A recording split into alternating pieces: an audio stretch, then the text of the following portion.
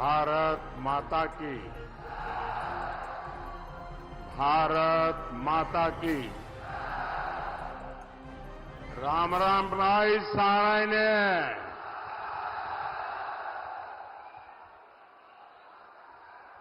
आज बुद्ध पूर्णिमा है। मैं समस्त देशवासियों को अनेक अनेक शुभकामनाएं देता हूं। मैं श्रद्धेय गुरु जयराम दास, चमन ऋषि और महान सेनानी राव तुलाराम जी को नमन करता हूं। मेरे जांगला के शहीदों और अहिरवाल की इस भूमि को प्रणाम करता हूं।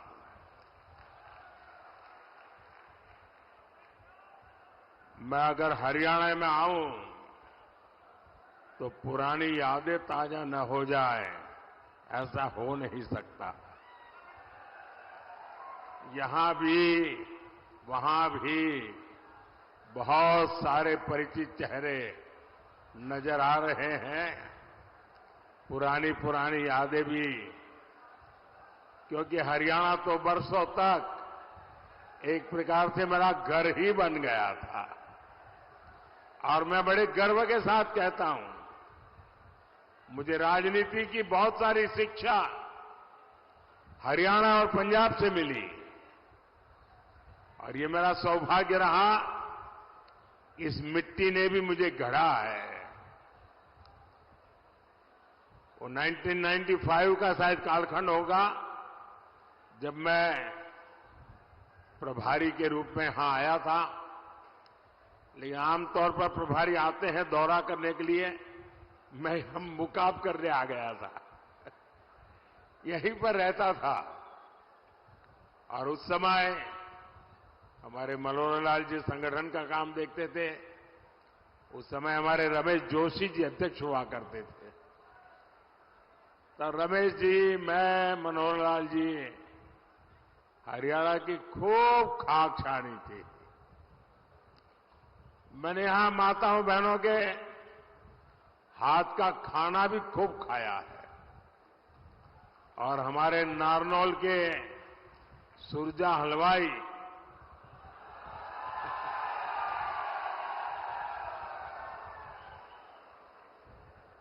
और महेंद्रगढ़ की मिठाई, शायद इसी के कारण ये हमारा राबिला डायबिटिक हो गया। लेकिन अब भी वो इतनी अच्छी बनती है ना सब कुछ। हाँ। और गर्मी की सीजन में एक गिलास राबड़ी, मोटी मोटी रोटी और एक प्याज सारी भूख मिटा देता था।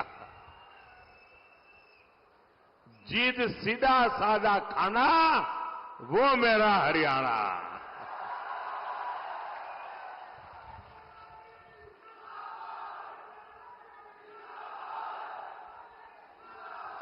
साथियों, हरियाणा के घी मक्खन का जोर आज पूरी दुनिया देख रही है। सारी भारत विरोधी ताकतें लगी रहती हैं, लेकिन मोदी इनके झुकाए नहीं झुकता है।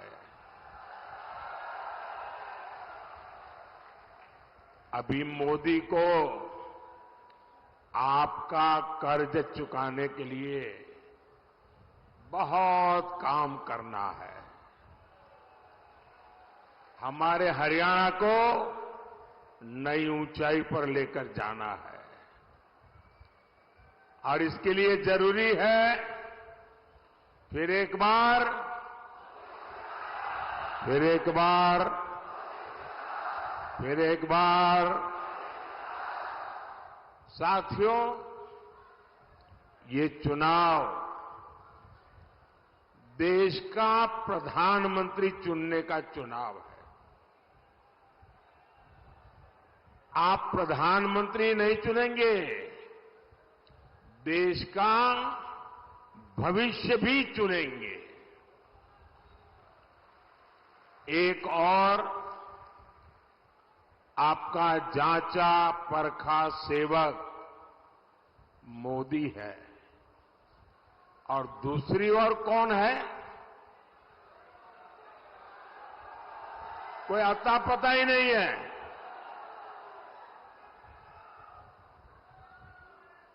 और हरियाणा के लिए तो मोदी मतलब शायद यहां हरियाणा में आपको कम से कम 5,000 लोग ऐसे मिल जाएंगे जो दूर से चिल्ला सके, मोदी जी जरा रुक जाओ, ऐसे कहने वाले 5,000 लोग मिल जाएंगे।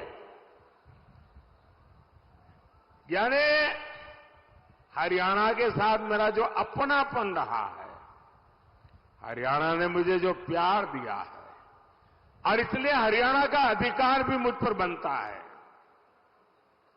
चलते फिरते मुझे कह सकता है, मोदी जी गलत कर रहे हो, ऐसा मत करो। इतना मेरा आपसे नाता रहा है और पिछले 10 साल में आपने उस प्यार में कभी कमी नहीं आने दी। इससे बड़ा सौभाग्य क्या हो सकता है साथियों?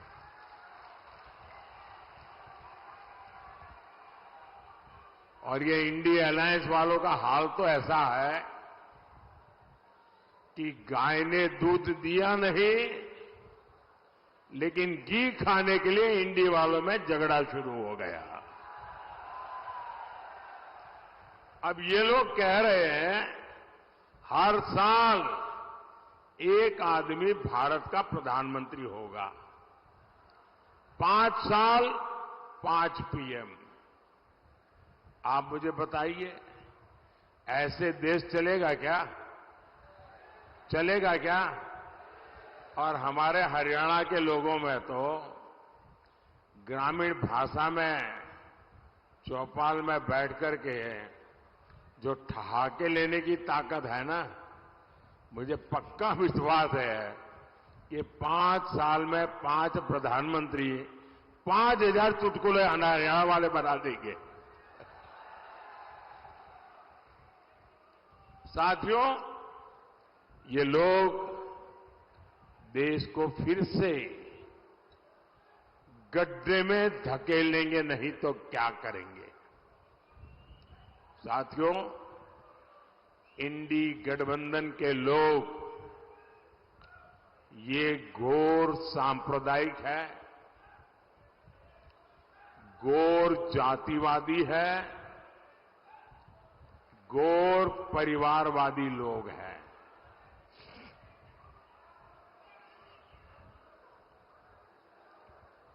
अरे वो ताऊ जी को परेशान मत कर रहे भाई, हाँ थोड़ा इधर उधर हो जा रहे।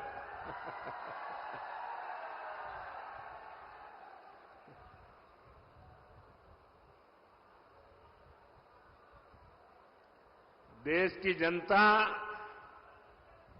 इंडी जमात के इरादे पहले ही भांप चुकी है, इसलिए इनका ये हाल हुआ है। 5 चरणों में ही इंडी जमात का ढोल फट गया है।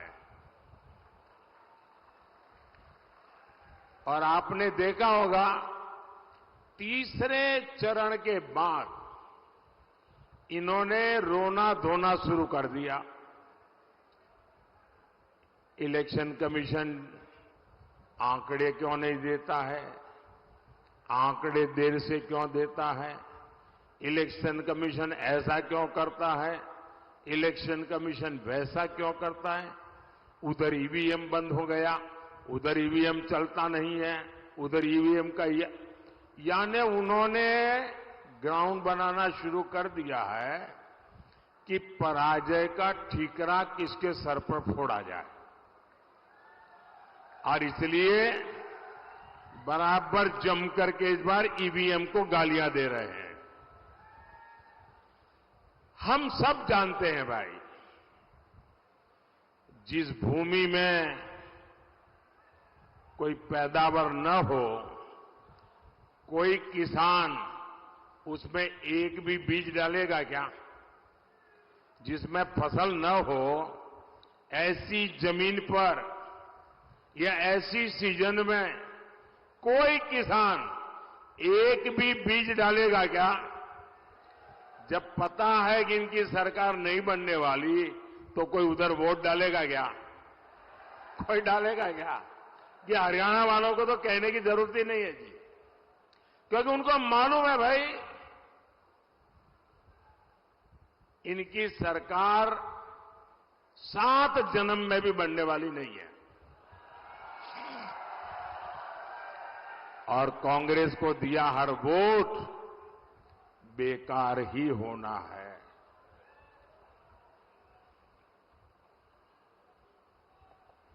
इसलिए आपको सरकार बनाने के लिए वोट करना है। और सरकार किसकी बनने जा रही है? किसकी सरकार बनेगी? बच्चे बच्चे को पता है किसकी सरकार बनेगी। साथियों, 24 के इस चुनाव में पूरा देश कांग्रेस की सच्चाई जान गया है। कांग्रेस और इंडी वालों के लिए देश में भी बड़ा उसका अपना वोट बैंक है। इन लोगों ने वोट बैंक के लिए देश का विभाजन करवाया। एक भारत और दो मुस्लिम राष्ट्र बनाए। अब इंडी वाले लोग कह रहे हैं कि बचे हुए भारत पर भी पहला अधिकार मुसलमान का है।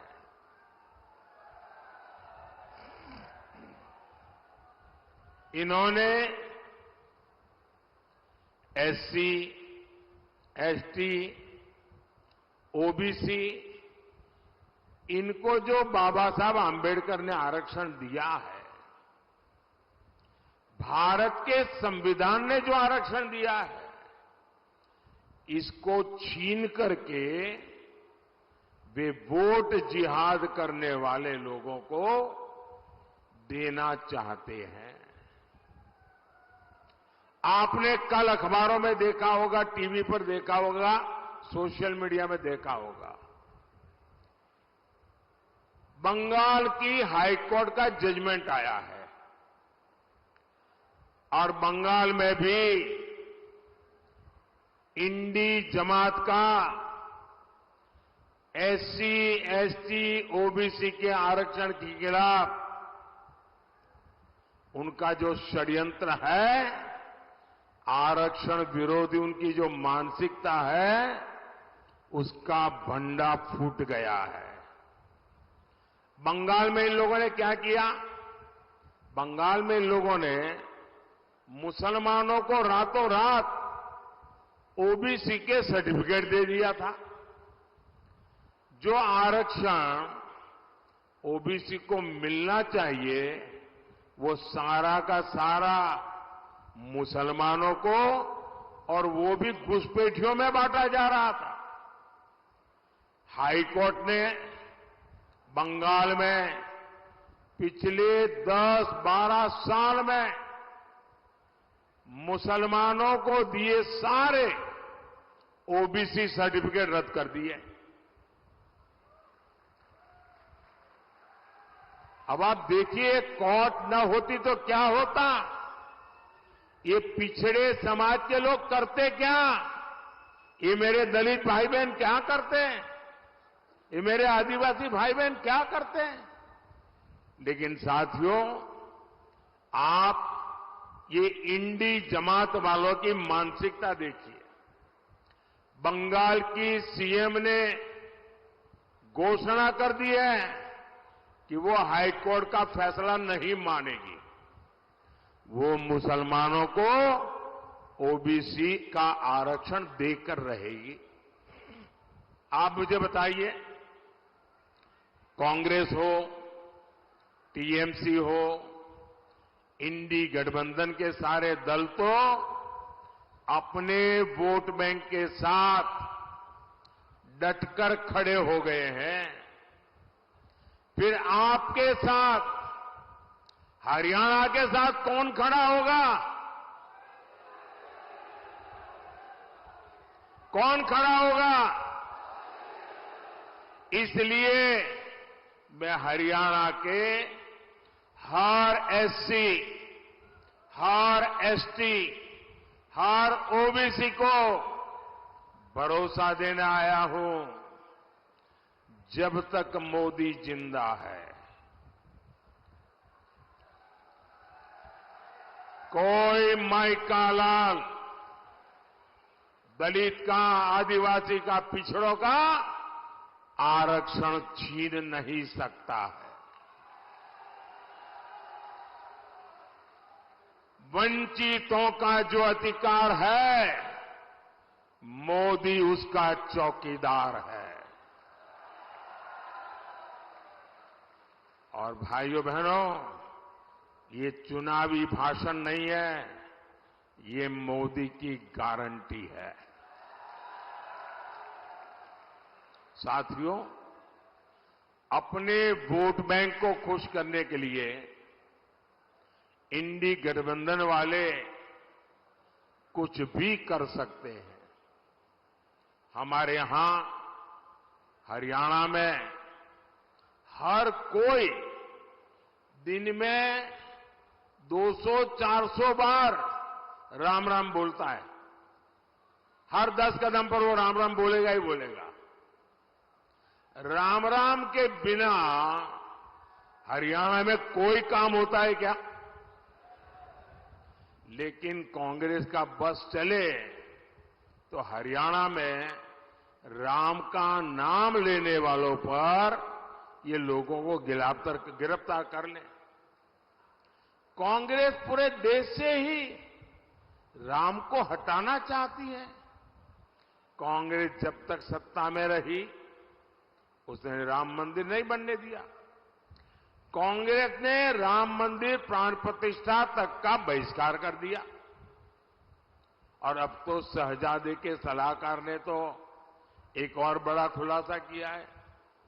कांग्रेस अब अगर सत्ता में आई तो राम मंदिर पर ताला लगाने की फिराक में है। कांग्रेस चाहती है कि हरियाणा के लोग रामलला के दर्शन तक नहीं कर पाए। वो रामलला को फिर से टेंट में भेजना चाहते हैं। क्या हरियाणा के लोग ऐसा होने देंगे क्या? रामलला को फिर से अपमानित करेंगे क्या? क्या ऐसे लोगों को मेरा हरियाणा जवाब देगा कि नहीं देगा? हर बूथ में चुन चुन करके उनको साफ करेगा कि नहीं करेगा? साथियों, कांग्रेस हमारी आस्था का ही नहीं, हमारे तिरंगे का भी अपमान करती है। 370 के नाम पर कश्मीर को देश से अलग किसने रखा? किसने रखा? 70 साल तक कश्मीर में तिरंगा किसने नहीं फहरने दिया? आज ये लोग कह रहे हैं ये सत्ता में आए तो फिर से 370 वापस लाएंगे। क्या हम कश्मीर के हुए बलिदानों को बेकार जाने देंगे क्या? बेकार जाने देंगे क्या? कांग्रेस के मंसूबों को क्या हरियाणा कामयाब होने देगा क्या? साथियों, कांग्रेस ने देश के पूर्व फौजियों के साथ भी धोखा किया, एक्स सर्विसमैन के साथ धोखा किया। उन्हें दशकों तक पूर्व फौजियों को वन रैंक वन पेंशन नहीं मिलने दी। कांग्रेस झूठ बोलती थी कि OROP one rank one pension उसके लिए 500 करोड़ रुपया पूर्व फौजियों को देंगे। अब ये चुनाव जीतने के लिए पूर्व सैनिकों के साथ धोखा किया गया और कांग्रेस के जहन में सेना के प्रति, सैनिकों के प्रति नफरत का भाव बढ़ा पड़ा है। और 1962 में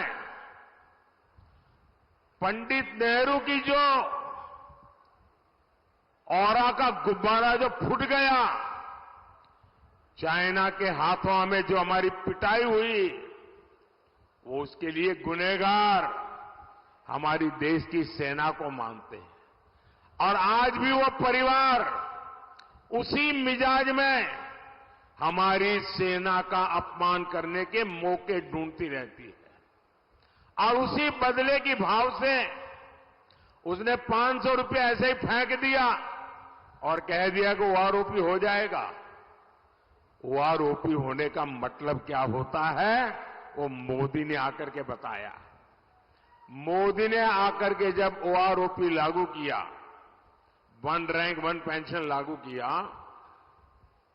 उन्होंने 500 रुपया का खेल खेला था, आपकी आंखों में धूल झोंकने का पाप किया था।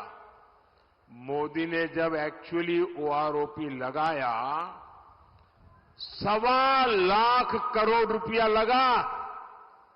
कितना? अरे जरा बताइए ना, 1.25 लाख करोड़ रुपया। अब कोई मुझे बताए कहां 500 करोड़ और कहां 1.25 लाख करोड़? ये 1.25 लाख करोड़ रुपया पूर्व सैनिकों के परिवारों के बैंक के खाते में जमा हो चुका है। जब सैनिकों का मान रखने का जज्बा होता है तो काम भी उसी जज्बे से होता है। साथियों, हमारे हरियाणा को भी लूटने में कांग्रेस ने कोई कोर कसर नहीं छोड़ी थी। मैंने तो अपनी आंखों से देखा है कांग्रेस के समय में क्या हाल था हरियाणा का। जो मुख्यमंत्री बनता था वो अपने जिले के बाहर नहीं देखता था। ऐसा कोई क्षेत्र नहीं जिसे लूटने का खुला खेल न चलता हो। आपको याद है ना, नौकरी दिलवाने के नाम पर ये लोग जमीनें बिकवा देते थे। ट्रांसफर पोस्टिंग की तो खुली इंडस्ट्री चलती थी, सड़कें गड्ढों में होती थी, उद्योगों पर संकट आने लगा था। आप कल्पना करिए, अगर कांग्रेस कुछ दिन और रह जाती तो हरियाणा का क्या हाल करती। साथियों, बीते 10 वर्षों में हमने कांग्रेस के पाप धोने में बहुत मेहनत की है। आज हरियाणा में आधुनिक हाईवे और एक्सप्रेसवे बन रहे हैं। अब न दिल्ली दूर है न चंडीगढ़ दूर है। अब नारनौल वाले सुबह चंडीगढ़ से निकलते हैं और जात करके काम पूरा करके शाम को रात घर पहुंच जाते हैं। गुरुग्राम वालों का तो जीवन ही द्वारका एक्सप्रेसवे ने आसान कर दिया है। इसलिए अब इस पूरे एरिया में नए नए उद्योग लग रहे हैं, रोजगार के नए अवसर पैदा हो रहे हैं। भाइयों बहनों, मैं गुरुग्राम के युवाओं से भी कहना चाहता हूं, अगले 5 साल ये देश में एक बड़ी क्रांति का समय होने वाला है। आप देखिए कैसे नए नए सेक्टर्स हमारे नौजवानों का भाग्य बदलने वाले हैं।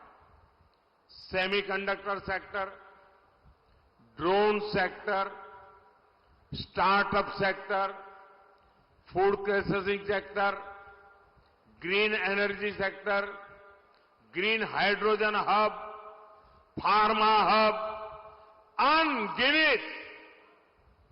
और इन सब में बहुत से ज्यादा काम मेरे देश के नौजवानों को मिलने वाला है। आपके हर सपने पूरे होंगे,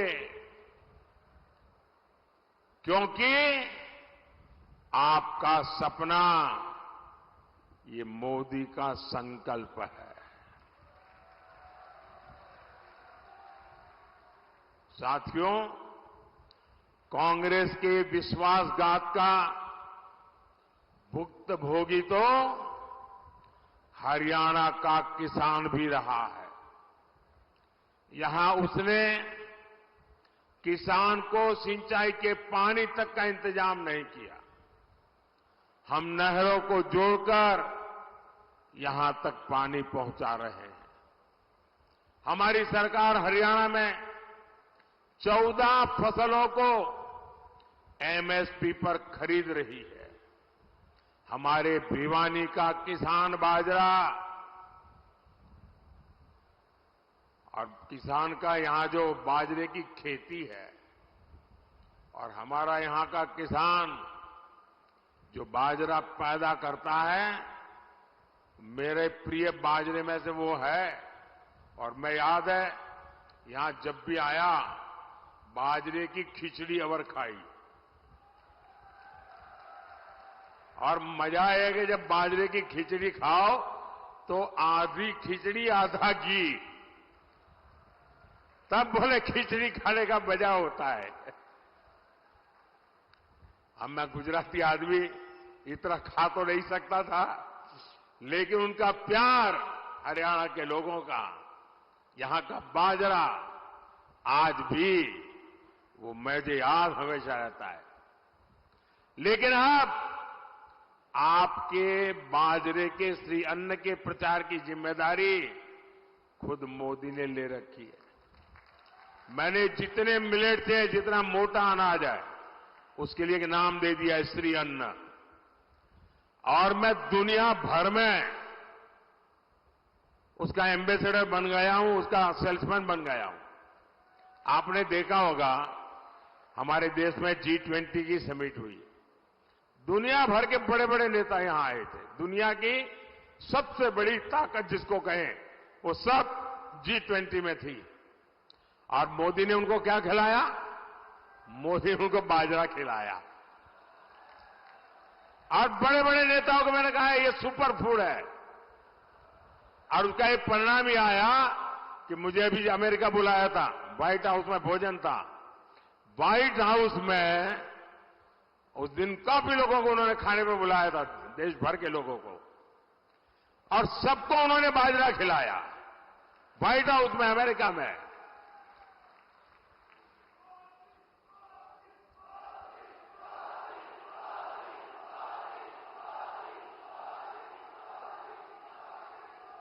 साथियों, इससे क्या मोदी का प्रचार हुआ क्या? इससे प्रचार हुआ हरियाणा का, हरियाणा के किसानों का, हरियाणा के बाजरे का। साथियों, इस क्षेत्र के विकास के लिए हमने चौधरी बंसीलाल जी के साथ मिलकर सरकार चलाई थी। चौधरी बंसीलाल भिवानी महेंद्रगढ़ के विकास के लिए कटिबद्ध थे। और मुझे मेरा सौभाग्य रहा, चौधरी बंसीलाल जी से मेरी बड़ी निकटता रही। और वो रात को देर तक जागने के आदी थे। तो कभी कभी हमारी मीटिंग रात को 1 बजे के बाद शुरू होती थी और कभी कभी सुबह सुबह तक चलती थी। उनके पास अनुभव की इतनी बातें हुआ करती थी। और मैं देखता था कि जब भी बातों में स्वामी दयानंद सरस्वती जी की बात आती थी। ऐसी एक मीटिंग नहीं होगी कि स्वामी दयानंद सरस्वती की बात निकली हो और चौधरी बंसीलाल जी की आंखों से आंसू न टपके हो। और वो मुझे इतना प्यार करते थे क्योंकि जब मैं गुजरात का था, दयानंद सरस्वती जी का जन्म गुजरात में हुआ था, तो एक नाता ऐसा बन गया था। और गवर्नेंस की दुनिया में भी साथ साथ काम किया, बरसों तक साथ में काम किया। साथियों, लेकिन ये जो महापुरुष है, उन सब से प्रेरणा लेते हुए आज मेरी भी गारंटी है कि हरियाणा का विकास हम रुकने नहीं देंगे। लेकिन इसके लिए 25 मई को भिवानी और महेंद्रगढ़ से चौधरी धर्मवीर सिंह जी और गुरुग्राम से राव इंद्रजीत सिंह जी, मेरे इन दोनों साथियों को भारी बहुमत से विजयी बनाइए। और आप जब उनको कमल के निशान पर वोट देंगे ना, वो वोट सीधा सीधा मोदी के खाते में जाएगा। तो आप पुराने सारे रिकॉर्ड तोड़ेंगे, मतदान ज्यादा से ज्यादा कराएंगे, हर पोलिंग बूथ में विजय प्राप्त करेंगे। अच्छा, मेरा एक काम है, करेंगे आप लोग? अरे क्या कमाल है भाई, ठंडे हो गए एकदम। मेरा पर्सनल काम है, करेंगे? अरे मैं भी तो हरियाणा वाला हूं यार, बोलो ना। मेरा एक काम करेंगे। देखिए, पहले तो मैं यहां गांव गांव जाता था, हर इलाके में गया हूं, हजारों परिवारों में गया हूं, लेकिन अब समय की कठिनाई है, जा नहीं पाता हूं। तो मुझे आपकी मदद चाहिए। करोगे मदद? सब लोग करोगे? ऐसे ही नहीं बता रहे हो ना, सही में करोगे ना? एक काम करना, यहां से जाने के बाद ज्यादा से ज्यादा परिवारों में जाना, ज्यादा से ज्यादा घरों में जाना और हर परिवार के लोगों को बिठा करके कहना कि अपने मोदी जी आए थे, मोदी जी ने आपको राम राम कहा है, मेरा राम राम पहुंचा दीजिए। मेरा राम राम पहुंचा तो मुझे तसल्ली हो जाएगी। मुझे लगेगा कि चलो भाई, इन सब के मुझे आशीर्वाद मिल जाएंगे। तो आप करेंगे? मेरा राम राम पहुंचाएंगे, हर परिवार में, हर घर में पहुंचाएंगे। बोलिए भारत माता की, भारत माता की।